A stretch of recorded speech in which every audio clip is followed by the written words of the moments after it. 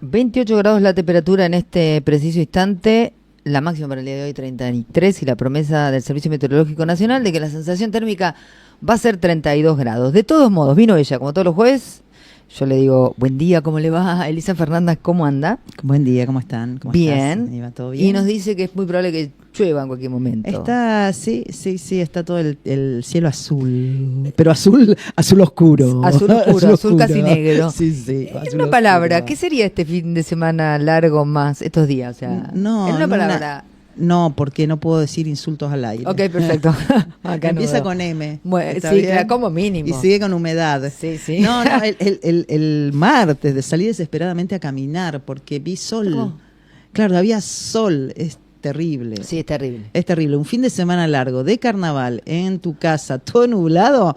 El lunes aparte no paró. No paró ni para era decir. como dale, te lo pido por favor. Claro, yo quería ir al cine, aparte había una de terror en el cine, ¿entendés? ¿En O serio? sea, ni eso, sí, está una de Stephen King en el cine, eso, todo bien, Dijiste, Gustavo, te amo, pero no importa, una vos de igual terror, dijiste. La punta del sauce verde, ¿viste? No, Qué claro. cosa, no. Uno no duerme. No después. quería, sí. Entonces, Hablando de bueno, terror, nada. no, mentira.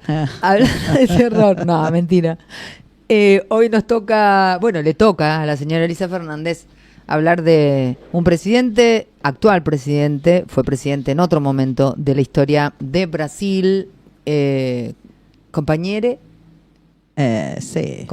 Sí. Sí. de Néstor Kirchner, Sí, de sí. Cristina Fernández de Kirchner, Sí. del lado izquierdo de la vida, estoy hablando de Luis Ignacio Lula da Silva. Amado y odiado en las mismas cantidades. Sí, lo estuve estudiando un poco, ¿no? Revisando un poco la biografía de Lula. Nació en el 45. Interesante, a mí me interesa saber de dónde viene la gente, ¿no? Siempre claro. lo hacemos, ¿no? En estas columnas donde hablamos de biografías un poco, ¿no? Vamos viendo de dónde nacen porque también te muestran un poco ¿De cómo dónde son. vienen? Tal cual. Y el tipo es el séptimo hijo de una familia pobre, empezó laburando... ¿Se convierte en lobo las noches de luna llena? ¿Cómo? ¿Se convierte en lobo las noches No, de porque había luna llena? 4 y había cuatro y 3, eran mixto, no era no eran todos varones. séptimo Sí. varón. El padre lo abandonó, o bueno, no lo abandonó del todo, pero más o menos, lo conoció recién a los 5 años, ¿viste? ¿Qué decirte? Arrancó de limpiabotas, no tiene estudios universitarios, fue obrero metalúrgico, para saber de dónde viene, ¿no? Ujú. Y Brasil, como Argentina, viste que Latinoamérica se mueve un poco en tándem, también tuvo gobiernos militares como Argentina. En la década del 80... Lula da Silva, que era miembro que era sindicalista, encabezó huelgas para tratar o sea, no es que se escondió o se fue a hacer plata, digamos, o sea, tenía una vocación, sí, un paralelismo si querés está ahí, no se fue al sur a hacer plata. Uh-huh. Lula tenía una vocación de... ¿Quién se fue al sur a hacer? Sí, Néstor y Cristina se fueron al sur a hacer plata, a vender Eran casa del de sur. las 1050, sí. Bueno, cerrá paréntesis. El tipo lideró protestas con el peligro que eso implicaba, o sea, liderar en época de los militares, con el Plan Cóndor dando vueltas en Latinoamérica, tenía un riesgo, ¿no? O sea, y el tipo viniendo del muy de abajo, liderando este partido, lideró estas huelgas y finalmente echaron a los militares, ¿no? de Brasil. Él funda el PT, ¿no? Que es el Partido de los Trabajadores. En principio, cuando lo funda con bueno, obviamente con los trabajadores, con gente de centro izquierda, con católicos de izquierda y con indígenas. O sea, imagínate la coalición brasilera, toma bien la izquierda absoluta y un poco el centro izquierda también, ahí con los católicos de izquierda que te toma un poco el centro izquierda. Y se presenta a distintas cosas, pero se presenta en el 89 a candidato a presidente. ¿Cómo le va? Pierde. En el 94, ¿qué hace? Se vuelve a presentar como candidato a presidente. ¿Qué le pasa? Pierde. En el 98, ¿qué dice? La tercera es la vencida. Pierde. O sea, perdió 3 veces su candidatura a presidente antes de ser presidente en la cuarta, que ya sabemos que fue. Pongamos un poco el contexto histórico Se la bancó igual, ¿eh? Se la bancó. el tipo se banca muchas cosas. Por lo que te digo, el tipo no es cualquiera. O sea, el tipo tiene presencia. Por eso lo quieren tanto los brasileros, pero con razón, porque viene del mismo lugar que ellos, viene de un lugar muy pobre y responde. Te continúo un poquito. Década del 90, 95, plena convertibilidad en Argentina. En todo el mundo había una ola, estaba el neoliberalismo a principios de la década del 90, a mediados de la década del 90, todo neoliberalismo en el mundo e inflación.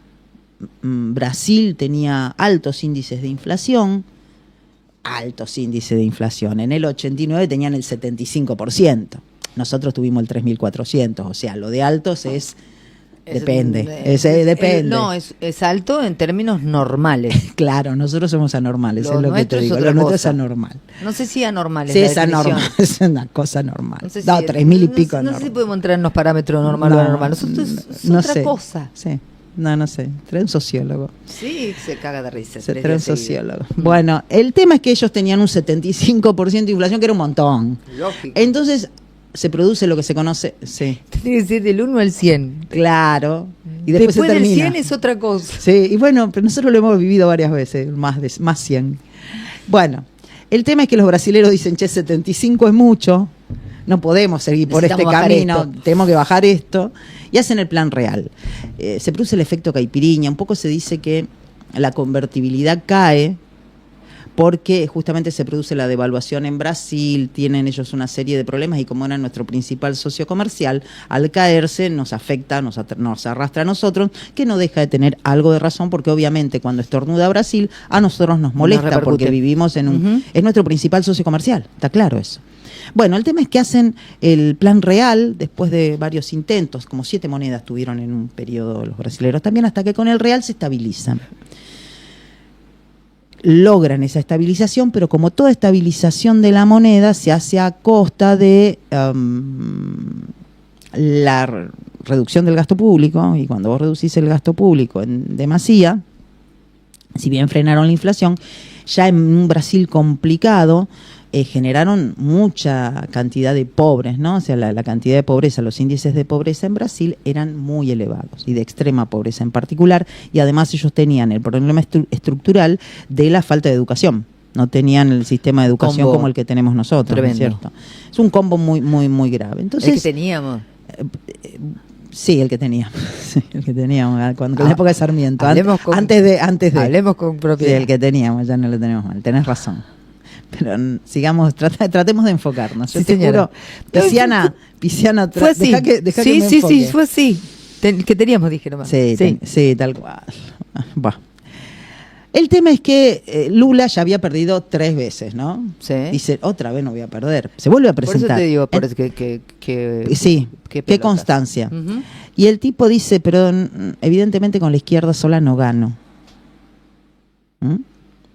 Y dice, voy a tener que dar un giro a la derecha. Entonces busca una alianza hacia el centro derecha. O sea, ningún partido, en realidad, en general, en determinados momentos, en los momentos actuales de la historia moderna, puede ganar con una sola parte del espectro. Sí.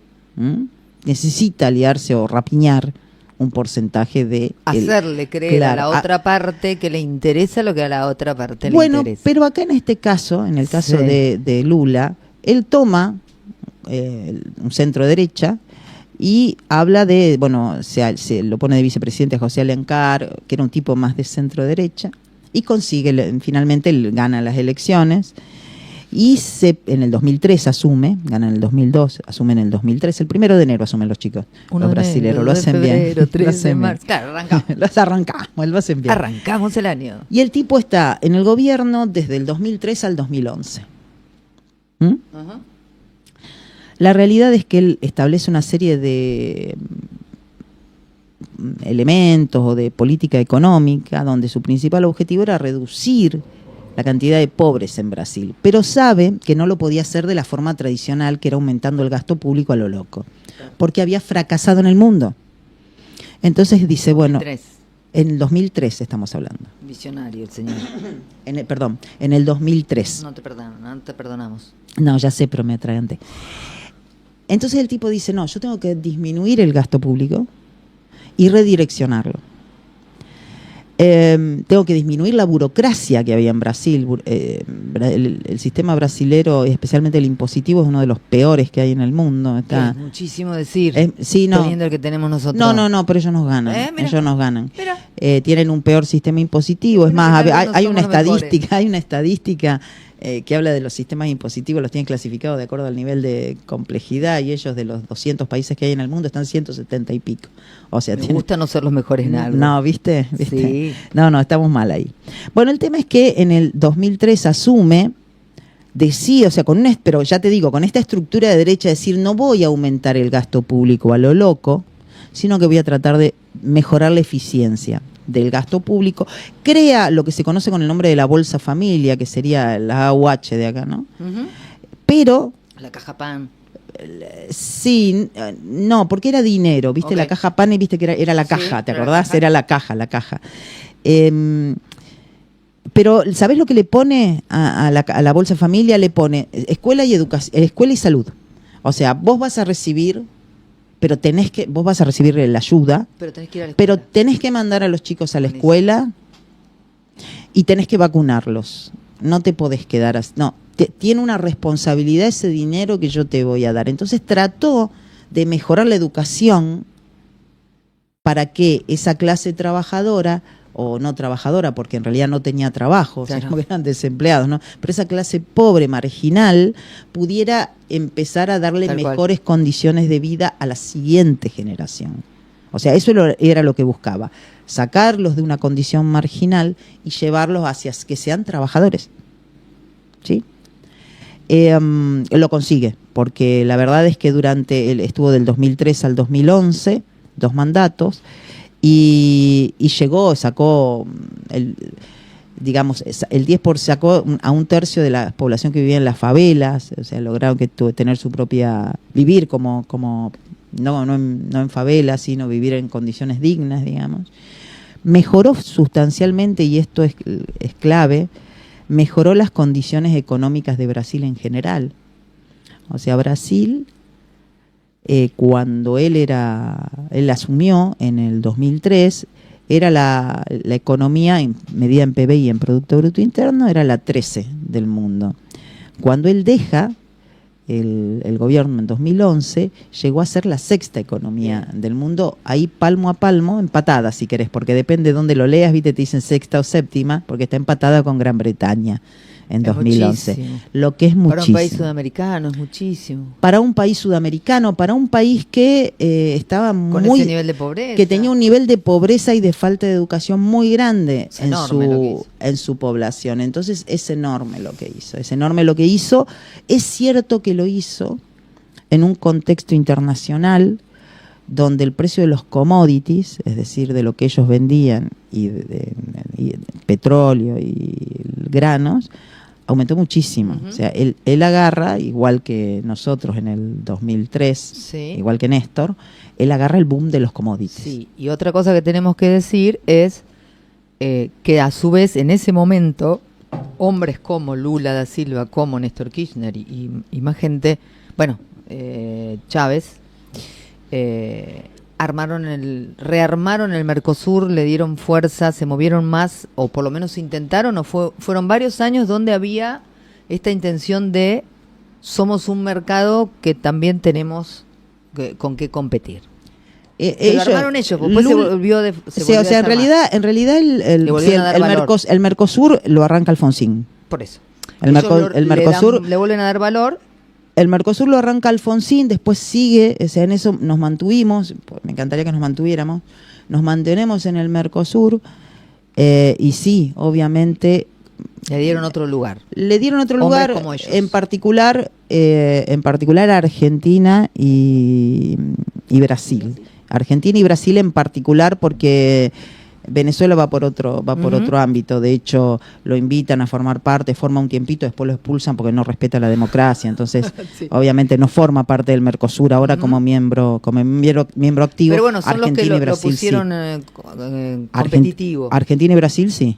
Totalmente. Argentina y Brasil sí. También por eso Venezuela no me gusta, pero Argentina y Brasil también sí. Pudieron gobernar, por eso Lula y Néstor pudieron gobernar así, ¿no? Porque también tenían pero porque tenían, en realidad, Una ellos... visión muy En realidad, a ver, positiva. lo que pasa, me parece a mí, con el tema de también de este momento histórico, es que subió el precio de las commodities. O sea, el precio de la soja, el precio del petróleo, subió mucho.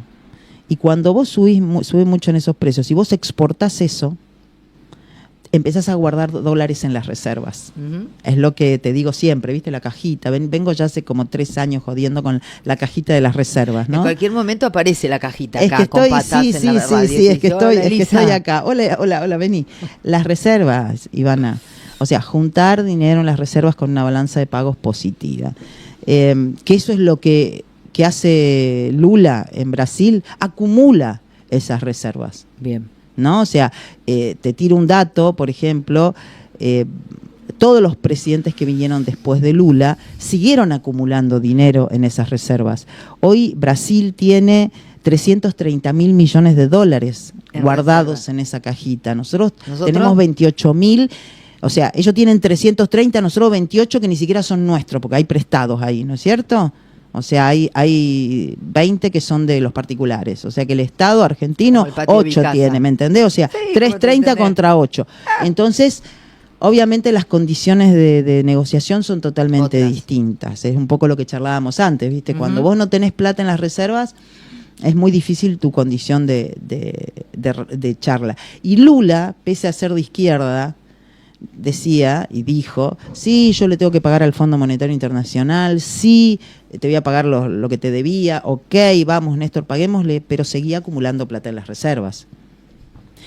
En ese trayecto, en ese camino, Brasil llega a ser la 6ª economía del mundo cuando Lula deja el gobierno. Obviamente los niveles de popularidad en toda esa época de Lula crecen muchísimo, pero ya tenía algunas denuncias de corrupción, ¿no? En Brasil no se puede reelegir después o sea, no puedes tener un tercer mandato, son democráticos. O sea, a diferencia ahí tenés una diferencia muy grande con Venezuela, que, por ejemplo, Lula se lo dijo a Maduro, cuando vos perdés tenés que reconocerlo. Venezuela no es democrático. No es democrático. Por eso, o sea, te digo, ahí tenés por eso, por ejemplo, tampoco está en el Mercosur. O sea, diferencias enormes, ¿no? Y bueno, Lula no podía ser reelecto, no intenta su tercera reelección al estilo Carlos Saúl, sino que dice, me voy, ¿no? Ya está bien. Y elige un sucesor, va formando un sucesor. Dice, tiene que venir alguien conmigo, Dilma Rousseff, ¿sí? 2011 gana las elecciones, tercer mandato del Partido de los Trabajadores, y la verdad es que había muchas denuncias de corrupción, seguía habiendo denuncias, especialmente con Petrobras, ¿no? Aparece lo que se conoce con el nombre del lavajato. Cae el precio de los commodities, acordate que hubo una crisis internacional 2009-2010 que afectó mucho al precio de los commodities en general. Al caer el precio de los commodities a Brasil no le va bien. Pasa Claro. lo mismo en Argentina. Pero la diferencia es que ellos tienen reservas. Claro. Era la gran entrada de dinero, ¿no? Pero ellos tenían Claro, de pero dónde ellos manotear. ellos tenían reservas. Entonces, cuando vos tenés reservas, no viene nadie y te quiere comprar por 2 pesos, ¿entendés? O sea, cuando vos no tenés reservas, viene alguien y te dice, ¿cuánto vale este vaso? Y si vos lo único que tenés y necesitas para comer, y el vaso vale nada. Entonces, en Argentina nos pasa un poco eso. Los brasileros han tenido la suerte de tener distintos presidentes de distintos signos políticos que han priorizado el tema de la soberanía, ¿no? O sea, porque tener dólares en la reserva es soberanía. Bueno, Pero los patriotas somos nosotros. ¿qué decirte? ¿Qué decirte? Bueno, en 2014 estalla el lavallato, bueno, con una serie de denuncias, ¿no? Donde había muchos funcionarios que habían recibido, se decía que habían recibido coimas. En el 2017 cae también Lula. Uh-huh. Como posible, como haber aceptado sobornos o haber Sí, con participado, grandes actos de bla, bla, corrupción. bla. Grandes, pero eran relativos, o sea, grandes, para grandes estamos nosotros, ¿viste? Eran grandes, pero eran menos, no es como que no tiene mucha plata acumulada Lula, ¿me entendés? No necesitas O sea, mucho para Sí, digamos, sí, te quiero decir, no necesitas infringir mucho las normas.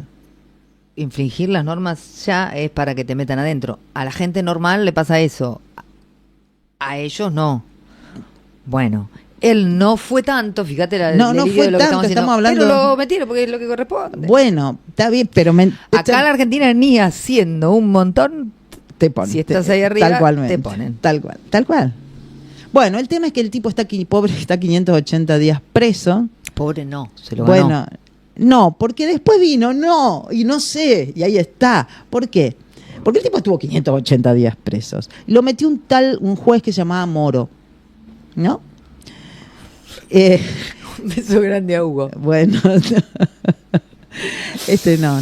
Bueno, el tema es que estuvo preso, estuvo estos 580 días preso, pero después vino, o sea, ¿qué pasa en el medio? Porque después viene, te cuento el final de la historia, después viene la Corte Suprema y le dice, no tendrías que haber estado preso. Por un tema técnico, no porque no hayas robado, porque, ojo, la Corte Suprema le dice... Moro no tenía atribuciones para juzgarte. Bien estar ahí, te ¿entendés? Bien. O sea, Moro no tenía las atribuciones necesarias para ponerte preso, estuvo mal, entonces la verdad es que te absuelvo, podés ser candidato. En el medio, sí. Bueno, también cae Dilma Rousseff por corrupción, asume el vicepresidente, qué sé yo, donde entre paréntesis el vicepresidente ya empieza a dar algunas, el vicepresidente Vilma, que se me fue el nombre, espera que te digo, Meres creo que era, lo tengo por acá. Marcelo. No, basta de nombrarme gente. Bueno, el vicepresidente aparece y hace, Paulo Guedes, ahí está. Hace una serie de medidas para tratar de disminuir el gasto público, o sea, de ponerle un freno al gasto público, donde están todos de acuerdo en el Congreso, qué sé yo, y le ponen este freno al gasto público. Elecciones, ¿quién gana? El señor del Tramontina. ¿Por qué del Tramontina? Porque Ay, perdón, ¿por qué del Tramontina? le clavaron un Tramontina. Bolsonaro. Bueno, no, eso no está bueno. Que la hayan no, eso no está sí. bueno. No está bueno. No, yo no dije esto bueno. Yo dije, lo dimos a conocer en la radio como el señor del Tramontina, porque en una de las previas, uno... Sí, un animal, un animal. Le clavó un Tramontina. Sí, no, bueno, no. Desquiciado. Sí, pero no. Es como lo de Cristina, ¿no? No, por eso, no, desquiciado. No, desquiciado. Claramente. Bueno, el tema es que gana Bolsonaro, centro derecha, o sea, el tipo es de extrema derecha, pero se alía, trata de aliarse. El señor es rarísimo. El señor es un exmilitar. Muy rarísimo. El señor, bueno, es que cuando te vas muy a la izquierda, después te aparece un personaje de esto, para compensar. Sí, física es eso. Para compensar, sí, física. Es física. El Entiéndanlo, péndulo. El péndulo, muchachos, el péndulo. Los banquinazos. Pero estos se van de banquina, pero siguen guardando dólares en las reservas. Ojo con eso. Tal cual, derecha, izquierda, delirantes o no. Te toca un delirante, te toca un loco, pero el tipo no la gasta. Entienden que... Porque si el tipo agarraba esos 300.000 millones de dólares que tenía en la reserva, Bolsonaro, y las empezaba a gastar, no lo sacan más del poder. Gastó un poco al final para tratar de ganar las elecciones, pero no importa, la derecha no necesita usar plata porque usa armas. Después intentó hacer un golpe de Estado. En este caso, pero ahora viste que ya no hay más. Bueno, pero es así. Bueno, por eso, pero antes, ahora digamos, en la realidad actual, si Bolsonaro hubiese querido, estando en el poder, si hubiese querido ganar a cualquier precio, lo hubiera hecho. La plata la tenía, ¿no? O sea, gasta, de hecho hace al final de su gobierno para tratar de ganar, especialmente en la segunda vuelta, ¿viste? Hace un aumento del fondo de Brasil, como las cajas PAN brasileras, digamos, pero no le alcanza. O sea, Brasil, en definitiva, Bolsonaro gana con una coalición de centro-derecha, o sea, se corre, y acá es donde me aparece Paulo Guedes como ministro de Economía de Bolsonaro, y trata de disminuir el gasto público, de hacer una típica política de centro-derecha, donde empieza a privatizar determinadas empresas, no privatiza Petrobras, no llega, los de derecha le dicen, ¿cómo no privatizaste Petrobras? Y bueno, no pude, no llegué, qué sé yo. Pero sí privatiza la electricidad. Y fíjate quién compra la electricidad brasilera, que esto es lo que me encanta a mí y lo rescato. Dos empresas, dos fondos comunes de inversión, dos fondos que tienen guita guardada y acumulada. ¿Sabes quiénes son? El Fondo Soberano de Singapur y el Fondo de Pensiones Canadiense. O sea, esos dos países, tanto Singapur como Canadá, lo que hacen es acumular dinero extra, no solamente en las reservas, sino que acumulan dinero extra ahora que están de buenas, para después invertir en otros países. O sea, no se la gastan toda. Un poco sigo insistiendo con lo mismo, ¿no? Hasta Singapur, Canadá, nos pasan porque guardan, entonces eso después los hace más fuertes. En definitiva, Bolsonaro era un tipo bastante... Raro. Sí, bastante malo, te iba a decir yo, o sea, fiero, para mí no me gusta. Enfermísimo. Tipo, para empezar, habló de... no hay problema, dice, hay que destruir el Amazonas. No hay ningún problema, con tal de aumentar la producción, quememos el Amazonas, total que me importa. Eso Total, obviamente, ya me voy a morir y después... total que me importa. Le tocó el COVID. Eso, como Alberto, viste, no te ayuda en tu economía, pero este señor, ¿te acordás pensé que a él? No, ¿te acordás que no sé si te acordás del COVID, que así como Ginés había dicho de entrada que no nos teníamos que preocupar por el COVID, sino por el dengue, ¿te acordás de eso? Bueno, Jair Bolsonaro... A alguien y se te borró. Se me descerebró el cerebro. Este hombre dijo directamente lo mismo, dijo que el COVID no era importante, que vamos a tener todo abierto, y se le murieron 700.000 personas. ¿No? O sea, como... Un gran visionario. O sea, es un gran visionario. Un desastre. Y también es cierto que trató de... le gustaba el poder, él quería tratar de origen militar el tipo, ¿no? Quería tratar de mantenerse en el poder y trata de sacarle fuerza al poder judicial brasilero. Justo cuando le trata de sacar poder al poder judicial brasilero, al poquito tiempo aparece digamos, la Corte Suprema brasilera diciendo: Lula, anda a competirle. O sea, es como que nada es casualidad. En estas condiciones, bueno, se presentan mano a mano. ¿Quién se presenta otra vez? Después que lo liberan, Lula se presenta ya, no sé ni por cuánta vez se presenta, porque perdió 3, ganó 2, 5, 6, la sexta vez que se presenta de candidato a presidente. Y gana ahí nomás, o sea, tuvo que hacer un frente realmente para ganar, porque Bolsonaro venía bien, con buenos resultados económicos, pese a estas animaladas que tiene a nivel personal, pero buenos resultados económicos. Y gana la presidencia en el 2023.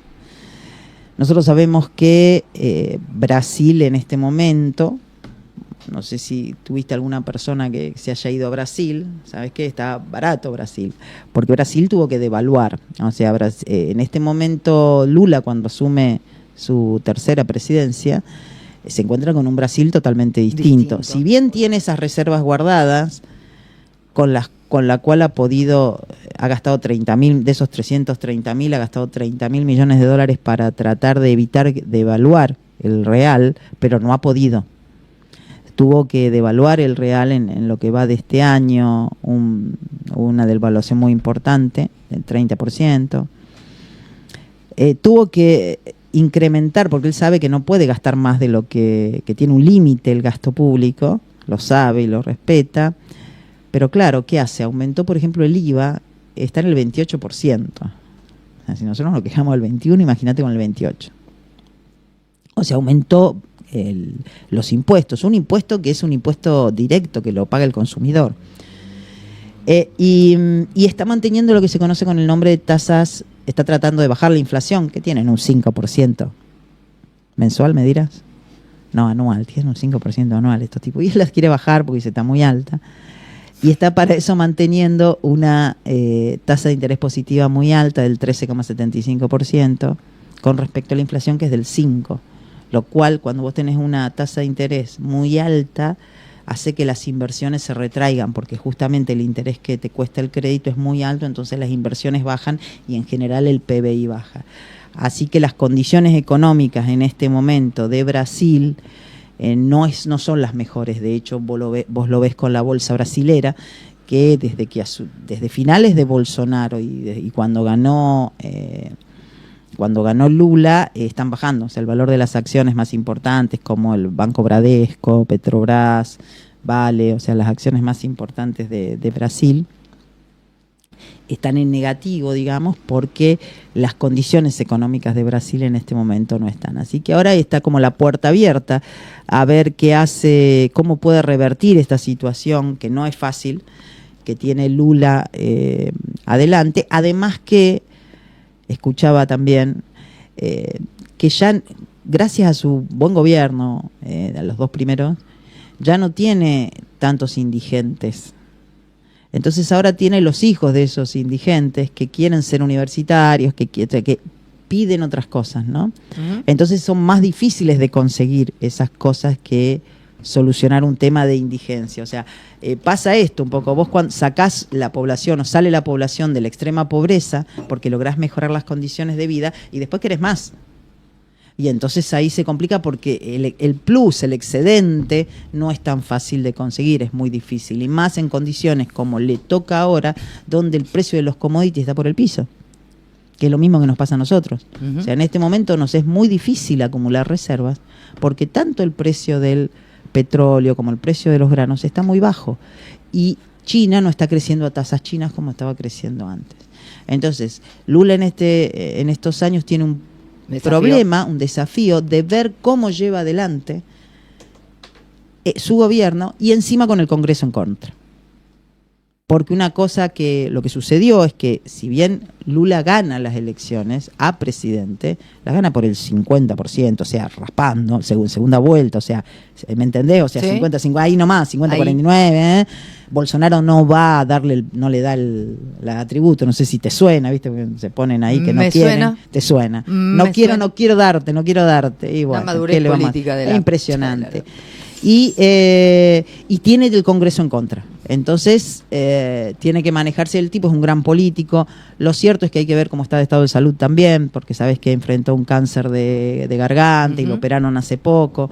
Es un tema complicado ese también. Y hay que ver cómo puede salir nuestro vecino del Mercosur, nuestro principal socio comercial, cómo puede salir de esta situación y de este desafío que tiene Lula, que me parece, como para cerrarte, un gran líder de nuestro tiempo, que en este momento tiene un desafío: cómo manejarse en una economía cuando ya no tenés el viento a favor. Un placer, señora, como siempre. Ahora a mí también. Aprendiendo. 45 minutos pasan de las 10 de la mañana, pasó Elisa Fernández en Punto Radio. Sindicato de Choferes de Camiones, Seccional Chacabuco. Secretario General, Mariano Olaechea. Conducción, Hugo Moyano. Buenos Aires 376. Teléfono 432-735 o 432-759. Chacabuco.